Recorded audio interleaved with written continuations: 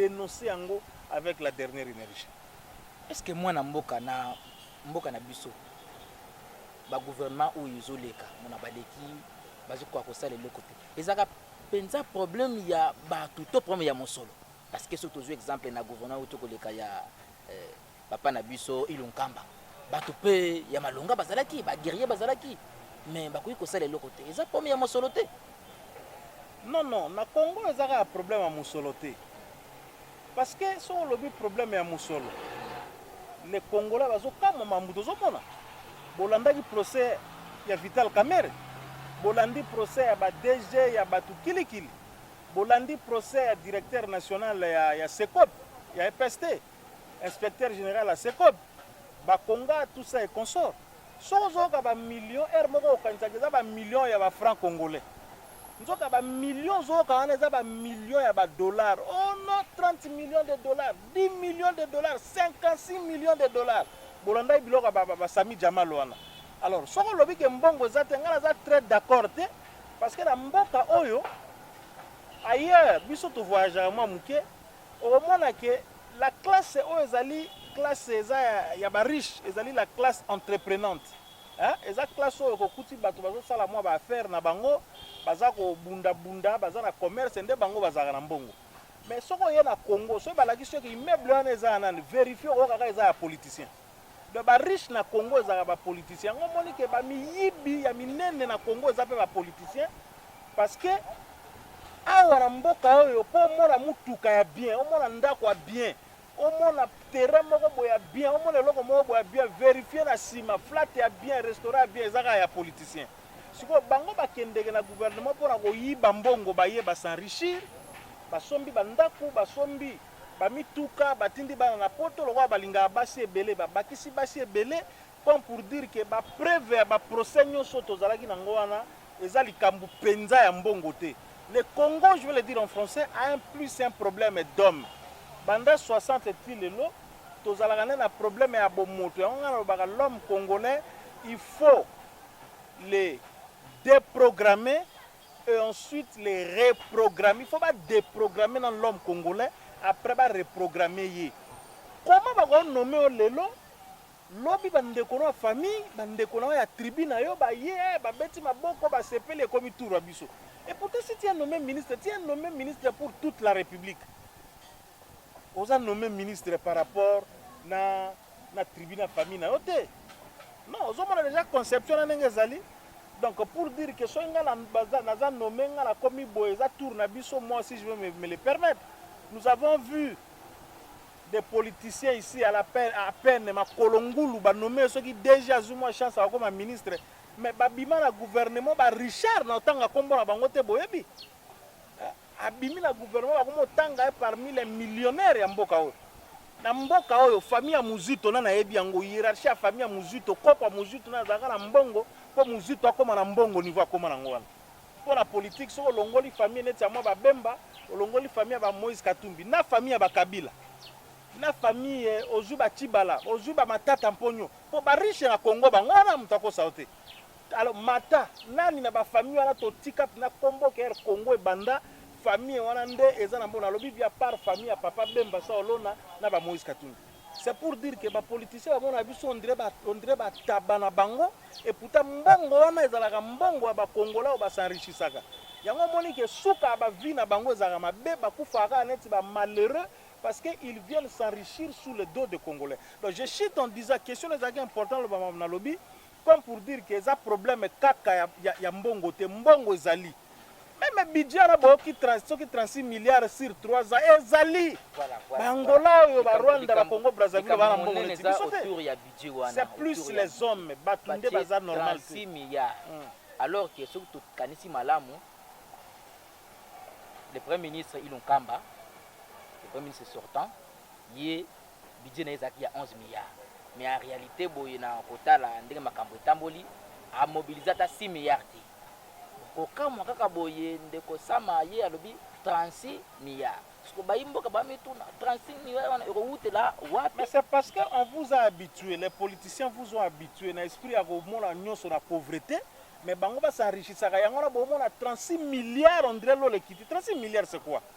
par rapport na Congo aux 36 milliards de dollars ils ont représenté nini.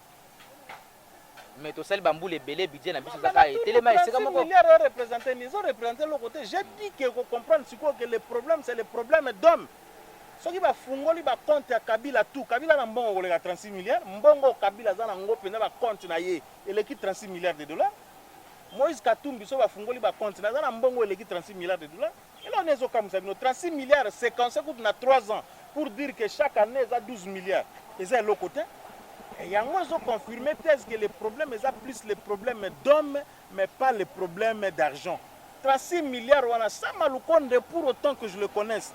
Na moi sérieux na moi rigueur azanango soka jouer pakola mia Tshisekedi na moi volonté politique azanango 36 milliards wana eza eloko te ko karango mbala mingi bato soki batali ba institution na biso na budget tozanango ba dutaka ke mboka ko avancer parce que soki otali ba institution costaud tozanango soko vi na ndakisa au conseil économique et social soki na mikosité bazala plus de 120 membres soki yoko zwa sénat na biso bazana plus de 108 sénateurs, ce que l'Assemblée nationale na biso 500 députés, oyoko zwa ba assemblée provinciale, ba gouvernement provinciaux, nyonso na kati ba 500 ezali ce que tali mosolo oyo batu wana nyonso bazozwa ozomona ke budget ya l'état nyonso ezokende na batu wana bongo nini oyo kotikala pona kobongisa mboka. Bon, première chose ezali tobenga yango na français mimétisme.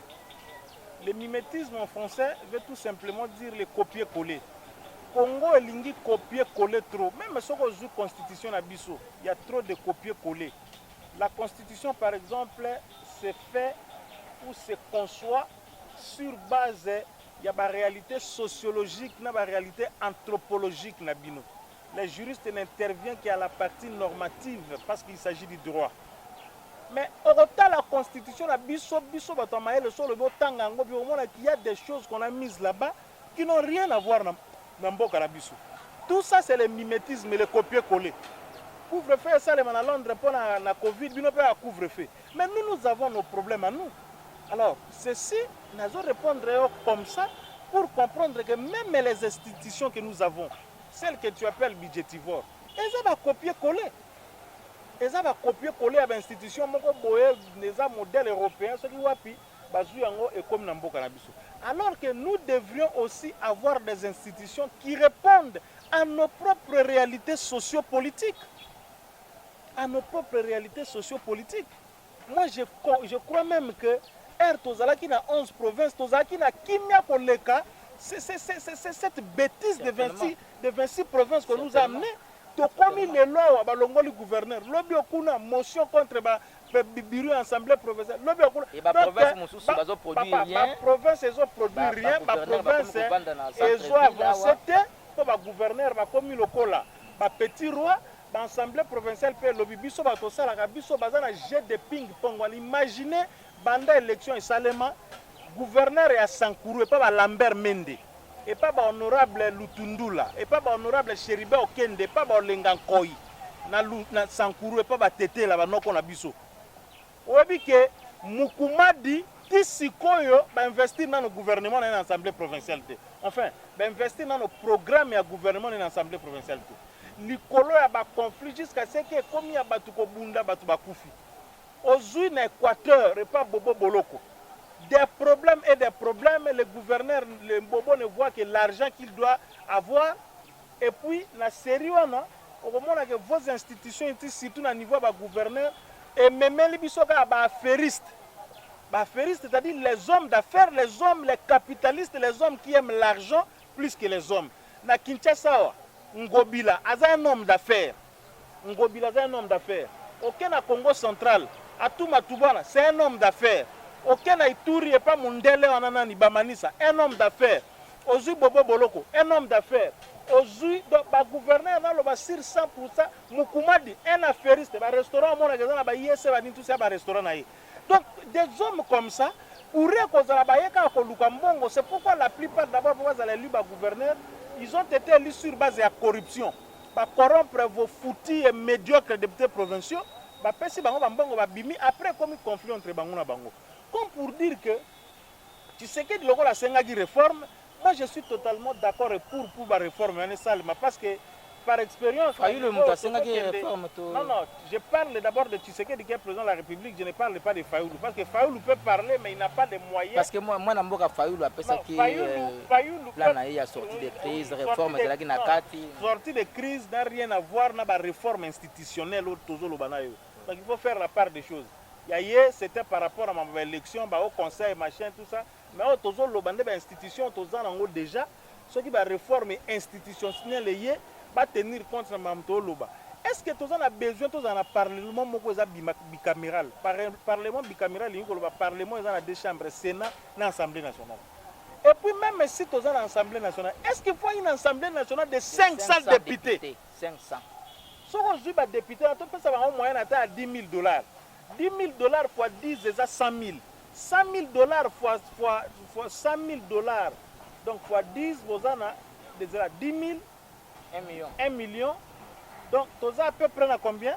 5 millions. 5 millions de dollars. Oh, bimarakaka par mois, moko, bafuta, député, qui sont pour, qui sont contre, loko moko basalaka, exact. Est-ce qu'il faut dans l'Assemblée nationale, il y a 500 députés? Ma question tu m'y poser. Est-ce qu'il faut dans un Sénat? À part le Sénat, on a vu les années. L'Assemblée provinciale, kuna pendande nyeina nyei penza kuna l'Assemblée provinciale. Le gouvernement provincial. Là, on a eu tanga conseil économique et social. N'habitez ceux qui y a des Congolais, bah, ils ont un conseil économique et social. Et là, ceux qui loko y a lengankoi, ceux qui sensa. Sensa pendant musala nango tisiko na minute na lobezani. Mais mosolo na kesa leta yoko. Ezobima papa, ezobima. Olengankoi apport na nini ne loko na wana sensa apport ni na Congo zadi. Donc moi je crois qu'à un moment donné, il faut une révolution mentale, populaire et seulement pour la bateau comprendre. Au-delà de ça, tu sais qu'il doit comprendre que c'est lui qui doit répondre devant le peuple. Les Faoulou peuvent parler. Faoulou Azan a un pouvoir entre nous. Le Faoulou Azan président Bogote. Katumbi, a Moïse un jour avant l'élection. En bas Mandesila. Bemba aussi peut se dire non, non, Moutabagi président Ewana. Tu sais qu'il doit tenir compte de ça et éliminer certaines institutions budgétivores inutiles. Pour rien parce que ce qui par exemple, Babomi Sensa, Babomi Conseil économique et social, Tozongi na parlement monocaméral, les aga na chambre moko, tu sais que Dieu va réduire le nombre de conseillers na ebele pe batoni na présidence wana, ta gouvernement équité. Je crois que Babylon lokola bambongo ba soda, bambongo ba policier, ba fonctionnaire d'état tout ça peut résoudre. Bambongo la bango ko mata tout ça, ezaka ba idée to pesa et ko poser un problème moko, c'est ce que moi j'imagine et je pense. Bandeko balandi to ko rappeler que oza émission na bino face à la caméra et pas iwapi to sololaka mayema talimboka nazali longo na ngai ndenge na yebisaki bino mwana mboka Pi Gérard Elenga spécialiste en communication et juriste de formation. Yende tozali kosolola na ye po apesa mwa makanisi na maye oyo ezali kotungisa bino bana mboka. Mwana mboka Pi Gérard Elenga makambo nyonso wuti koloba oyo na espace ya 3 ans oyo etikali. Est-ce que ekozala penza possible makambo wana esalema na nsima na yango bana mboka bazwali pa? Non, le problème c'est que volonté politique soki ezali ata esalemi nyonso te. Mais tu peux avancer quand même à mon niveau morobo. Parce que Moutou Oyo a exécuté un programme politique na banda mukile banda le loi à 100% atikala aux alaté. Même les États-Unis au monde les présidents qui se succèdent. Ba Moussou soit à sali demander Moussou à 20%. Ya mamba ebisa ki ba américain de sali yango. Donc tu sais que dia ko bimana logique wana te parce que lui aussi c'est un Congolais, c'est un humain. Mais au moins na zone la bande la bien. Ce qui moi volonté politique est ça. Hein? Débit, il y a moi, le peuple d'abord, tout dépend de la responsabilité. Tu sais que dans tous les niveaux pour la rotala, nani oya utile pour les Congolais et utile pour lui en même temps. Parce que le président, il est aussi un politique, il ne faut pas l'oublier. Même taille, donc, taille je veux dire que, excusez, volonté politique, on peut avoir un début. Na lobarato kende musika te na mboka oyo kaka. Mouzé a sala 3 ans et 8 mois na pouvoir. So bato ba raté. A sala 3 ans et 8 mois. Mais tozana bilembo ya Mouzé ti lelo. parce que toyokani lelo oyo eza na bilembo mambo musée atika ti lelo tosalela yango me musée moto atika yango musée aye na une année ya pamba tomonaki volonté politique eza bino bwaki peut-être bana mike mingi mais au moins tomonaki changement lelo na kisasa soko ozotambola surtout bakinois baza indiscipliné bakinois baza na mentalité ya bien te mais nga nalobaka soki mwa discipline ya makasi na sens ya dictature ezali fo ezali pa bakinois lelo oyo 5-5 na ba ekufa lelo oyo na taxi mibale liboso po chauffeur atia vitesse azotia loboko alevi entre makolo ya bato ya mwasi ya bato mibale boye esila lelo oyo na Kinshasa système ya kotia na makolo boye na bobenga yango nini bakombi wana ezalaka lisu te awuya bokoloba musée abetia fimbu mais efuta nango ti lelo efuta mpo système yana esalemaka lisu te donc c'est dans des petites choses comme ça qu'on pourrait juger aussi Tshisekedi par rapport à bilan naye na suka ya musala na ndenge nini mwana mboka Gérard moi nungu ezali mingi parce que bino bayi politique bokomisi makambo ya mboka lokola boyambi to pe kondima oyo tozalaka nango na lingomba bokomisi makambo ya mboka lokola boyambi to pe bondimi oyo ezalaka na lingomba bato bazali komona makambo ndenge ezokende ezomonanaki ezokende malamu te me bozondimisa bango kaka bozala na elikia ekosimba kaka ndenge ezalaka na lingomba mo badute ekomi parce que soki totali malamu taille ya gouvernement oyo euti kokota en place soki okompare na taille ya gouvernement oyo eutaki kozala ozomona ke eza à peu près ndenge moko bango mpe apparemment mosolo ya leta mingi kokende na taille wana alors que tozala basecrétaire généraux oyo ntango mosusu soki badiminaki taille ya gouvernement baministre mosusu bakoki kobanda kosala na basecrétaire généraux ndenge ezalaka na France par exemple. Je vais dire, je t'ai parlé, je crois peut-être en privé sur cette question. Le problème n'est pas vraiment le problème de la taille du gouvernement. Le problème c'est qu'est-ce que ce gouvernement consomme effectivement. Et ceci rentre dans la logique simple na ebisio que ba institution na biso consommera mbongo ebele koleka mbongo yaka kosali sa population. Donc ceux qui toza na 100% ya mbongo ba kongola ba ke biso ba kongola totikali basala ka biso ka mbongo 40%, 60% ekendaka na ba institution ya mboka. Donc c'est un problème général quand on dit institution ezaka gouvernement parce que gouvernement ezana soki 50 combien oya tout les ans combien ceux qui 48, ceux qui 50, na habité, ceux qui ndeni na à Mexico, yebisanga Assemblée nationale les a 500 députés. Yebisanga Sénat les a 108 députés. Mbongo kendara mingi wapi. Voilà question to ko mito. Donc c'est pas un problème ya no ya taille parce que biso peut to na ba réalité ya biso moko na lobaki yango. Il faut refuser le mimétisme, c'est pas parce que France est en 14 ceux qui combien de ministres États-Unis tout ça bon parce que nous avons vu un gouvernement de 30 Hollande Azalaki oui bon Brazzaville non Brazzaville par rapport au nombre de députés mais abongo parce que bango ba muke biso toza ebele donc comparaison il faut que ça la rango bien mais vrai problème les gouvernement les ont consommé nini quand a bisaki Félix na lobby gouvernement ko allait consommer par exemple 1000 francs. Donc, ce que 10 ministres, le ministre moko a 100 francs. C'est exemple banal, hein? Mais ce que non, les autres dépendent de bangote. Tu peux expliquer pour tu vas comprendre. Ça ne dépend pas d'eux, les autres dépendent de bangote. Les ministres ne viennent pas simplement. Non, budget en boka ezali.